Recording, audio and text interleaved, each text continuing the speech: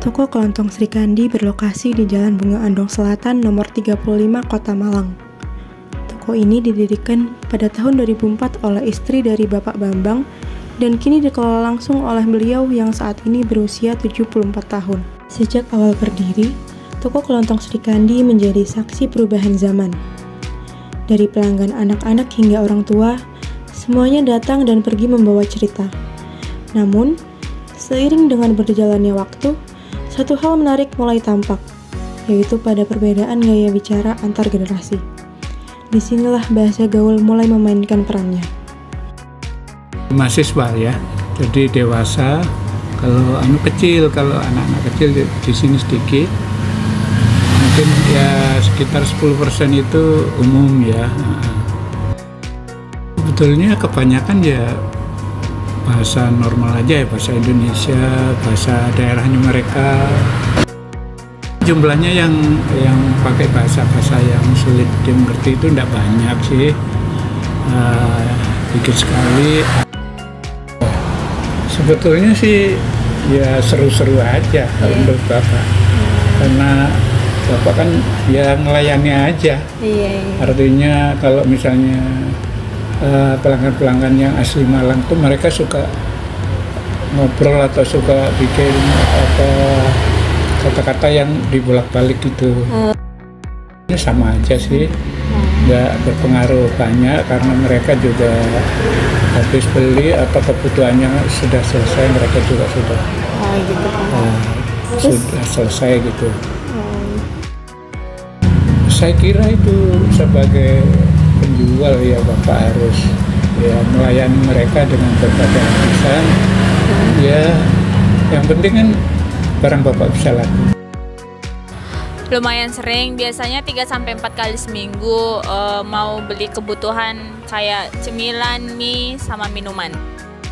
Iya, kadang-kadang apalagi kalau suasananya santai, saya biasanya menggunakan bahasa yang saya pakai sehari-hari dengan teman saya. Menurut saya perlu menyesuaikan, karena kan kita tidak tahu orang itu berasal dari suku mana. Kalau kita ngomong pakai bahasa yang tidak sopan, mungkin akan tersinggung. Sebaiknya kita menggunakan bahasa yang lebih sopan dan lebih ramah, tata keramanya. Kadang mereka paham, kadang enggak. Kalau nggak paham biasanya mereka nanya, bapaknya nanya, dan kadang kita tuh jadi ketawa bareng. Saya menyesuaikan ya, karena jika emang orang itu lebih tua dari kita perlu menggunakan bahasa yang sopan. Tetapi kalau emang orang itu emang fleksibel, emang sudah dekat sama dari kita, mungkin bisa lebih sesama teman menggunakannya. Tetapi kalau kita emang kepada orang yang belum kenal, lebih baik pakai bahasa yang sopan dan lebih ramah. Itu fleksibel ya, sesuai penjaga tokonya. Kalau penjaga tokonya emang orang-orang anak muda, mungkin bisa diajak buat ngomong gaul. Tetapi emang kalau buat dewasa, sebaiknya menggunakan bahasa yang lebih sopan. Udah kebiasaan juga sih, jadi pas belanja tuh lebih enjoy aja, nggak kaku. Seru sih, jadi asik juga, soalnya kayak jadi nggak kaku aja pas belanja-belanja gitu. Pernah sih waktu itu kan aku lagi patah hati banget nih, terus aku mau nyari minuman patah hati, terus aku nanya ke bapaknya, "Pak, ada nggak minuman buat orang patah hati?" Terus bapaknya kayak kebingungan gitu, akunya juga jadi bingung deh. Berdasarkan hasil wawancara, dapat disimpulkan bahwa penggunaan bahasa gaul di Toko Kelontong Sri Kandi tidak terlalu dominan, sehingga tidak memberikan pengaruh yang signifikan terhadap perilaku pembelian konsumen di toko tersebut. Namun, kondisi ini tidak dapat digeneralisasi untuk semua toko kelontong, karena mungkin terdapat toko lain yang memiliki lebih banyak pembeli dari kalangan muda, sehingga penggunaan bahasa gaul lebih sering terjadi dan berpotensi menimbulkan kesulitan dalam komunikasi lintas generasi.